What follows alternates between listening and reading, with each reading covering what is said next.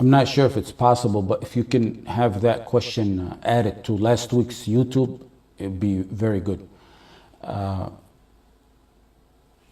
Because it relates directly to the last week's class. The simple answer to your question is that if someone asks another who's alive to make dua for me, that's not shirk. If I tell you, brothers, make dua for me, number one, that's not shirk. It's not shirk. Number two, if I ask you to make dua for me, it's not even sinful. However, we as talabat al-ilm, we try to strive to learn what's best and the conditions and what the ulama said about it. Even though it's not shirk, habitually doing it is something that the ulama spoke about. For example, look at ruqya. Ruqya permissible? Permissible, of course ruqya is permissible. It's not haram. However, it's better not to ask others for ruqya. And dua is very similar to that. If you look at the hadith in Bukhari and Muslim about the 70,000 who will enter Jannah and they have special qualities and privileges, one of the restrictions on being in that group is لا يسترقون. They don't ask people for ruqya. If you ask someone for ruqya, is it permissible? It's permissible. However, if you wanna be at a higher status, you are held to a higher standard. The higher status being entering Jannah in the first group without hisab or reckoning. This first 70,000. And of course, there's more in the many additional narrations who will be included with that. If you want to be among those, do ruqya on yourself. Don't ask for the others. Dua is very similar with some details. Now in dua, if you tell someone make dua for you and your intention is to benefit yourself and the one you asked, then you're really encouraging righteousness. And you may get reward for it. If that's your intention, you may get reward. If you're going to benefit him, how do you benefit him? You benefit him, if you ask him to make dua, you benefit him by making a ibadah. Dua is a ibadah. When you tell him make dua for me, you're encouraging him to do a ibadah. We said dua is a ibadah. So you're basically encouraging him to make dua. That's like pray the 2 sunnahs after dhuhr, brother.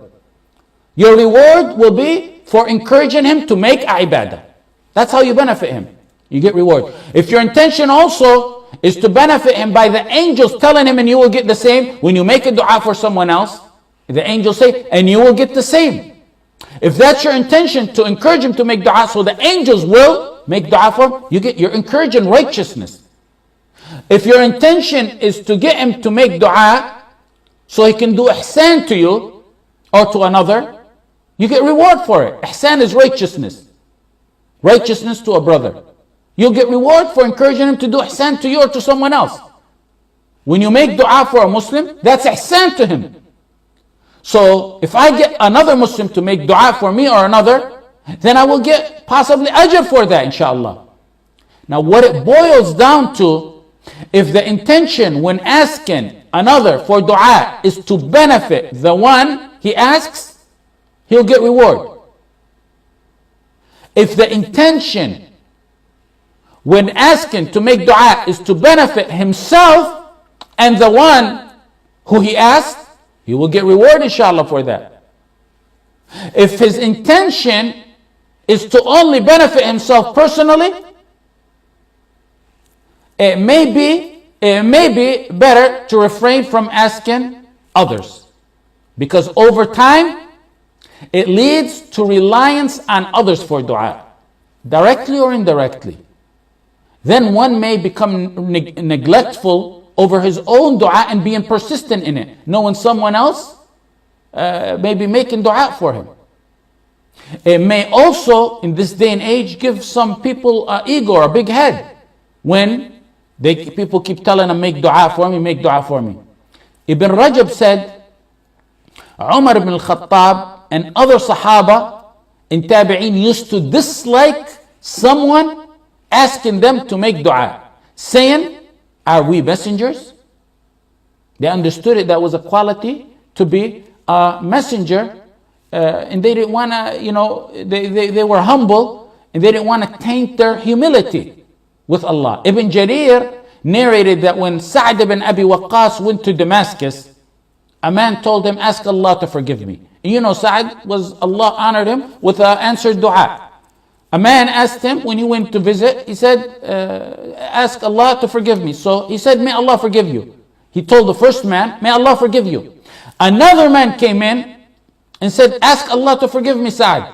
Sa'd said, may Allah not forgive you or him. Meaning you and the one who asked me before you. Do I look like a messenger to you? Al-Shatibi in Al-I'tisam, Al-Shatibi in his book Al-I'tisam, he commented on this saying in lesson, and he said, when he seen it was an exceptional request to make dua, he answered. When people began to crowd, and he understood it differently, which is that people may think that he's at a higher level than what he is, or a higher status, or that possibly he had foresight and knew that they may think in the future that he is at a higher status. He wanted to eliminate that. He wanted to eliminate that people assume that asking him for dua is also a sunnah. He didn't want to think that he's at a higher status. He didn't want them to think it's a sunnah. Ibn Jarir also narrated a similar story that a man asked Hudayfa radiallahu anh to forgive him. A man asked Hudayfa to ask Allah to forgive him. Hudayfa said, may Allah not forgive you. Just like Sa'd's story. He probably didn't want people thinking that he's at a higher status than he is, as the scenarios that Shatibi rahimahullah mentioned. Or he didn't want to make it, he probably didn't want to make it a trend. Al-Khatib in his book At-Talkhis mentioned that when Ubaydillah ibn Abi Salih was ill, Tawus went to visit him. Ubaydillah ibn Abi Salih said, oh Abu Abdurrahman, the kunya of Tawus, make dua for me. He said, make dua for yourself. Allah answers the distressed when they call. Tawus told him, make dua for yourself. What he means is, you may go ask someone who you think is better. Maybe he is. Allah knows best. But you have a quality that may give you a higher status for that dua to be accepted. You're in distress. The person you're asking to make dua for is not in distress over your matter. What did Allah say? أَمَّنْ يُجِيبُ الْمُضْطَرَّ إِذَا دَعَاهُ, the one who responds to the distress when he calls.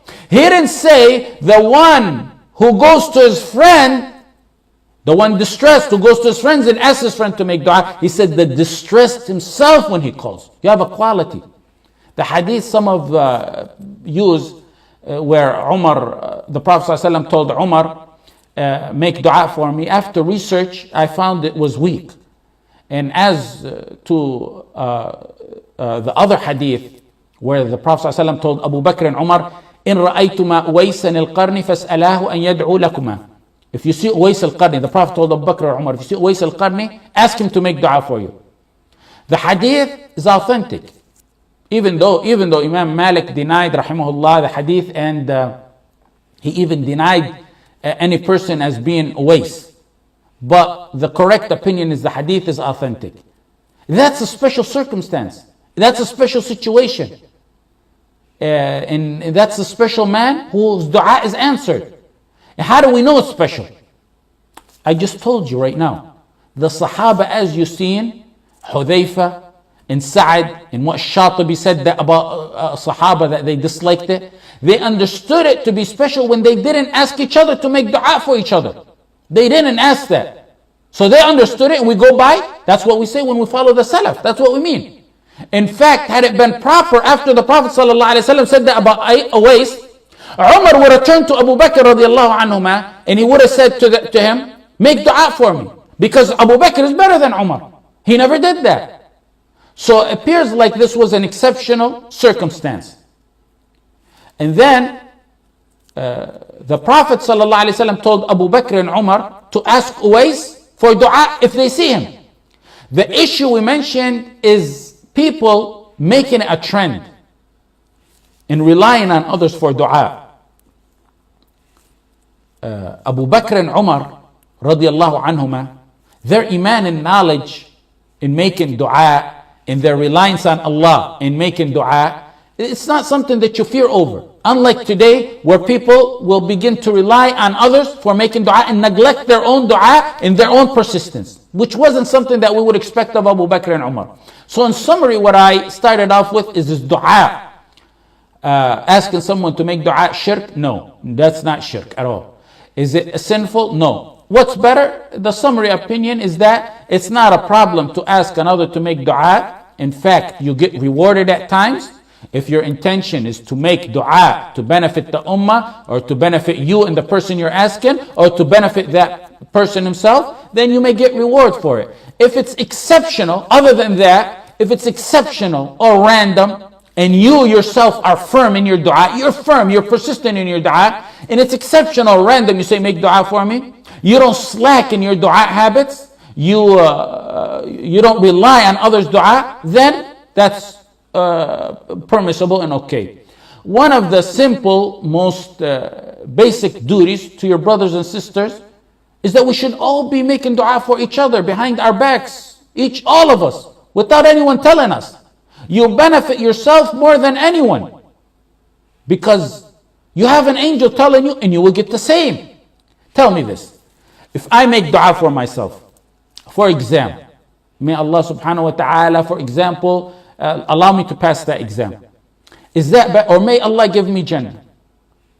Whether it's this life or in the life after. Is that better? Or if I say, may Allah subhanahu wa ta'ala give Muhammad, Salih, Ra'id, beneficial knowledge, or Jannah, or to pass the exam. Which one's better? Which one's going to be most likely answered?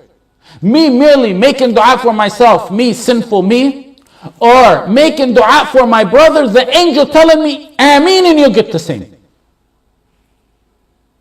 Also, before we go on to the next question, many give charity and they say, make dua for me. You see that a lot. If you want what's better, again, what's better?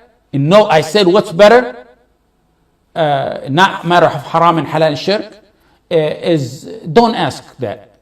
Because look at the verse. إِنَّمَا نُطْعِمُكُمْ لِوَجْهِ اللَّهِ لَا نُرِيدُ مِنْكُمْ جَزَاءً وَلَا شُكُورًا. We feed you for the sake of Allah. We don't want no thanks, no reward. No type of reward. No type of reward.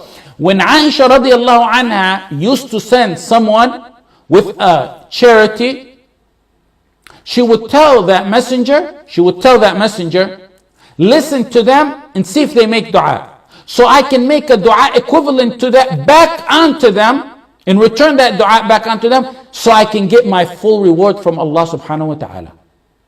Ibn Taymiyyah mentioned that some of the Salaf used to say, if you give a poor person and he says Barakallahu alayk, say Barakallahu alayk back to him, so that it will not constitute receiving anything in return for that charity that you gave, and get your entire reward from Allah subhanahu wa ta'ala. What's unique is when we collected for Sister Salim, someone on Twitter, I don't know who it is, this is Salim, sent me an email telling me, some brother, when I tweeted about this matter, he said, I asked you to make dua, and I retract that because of that saying, that tweet about Aisha. It's not a matter of haram and halal. But it's what is better. And to that brother, who I don't know who he is, may Allah subhanahu wa ta'ala reward him, and I love him for the sake of Allah. I love those who adhere closely to the sunnah from the bottom of my heart for the sake of Allah.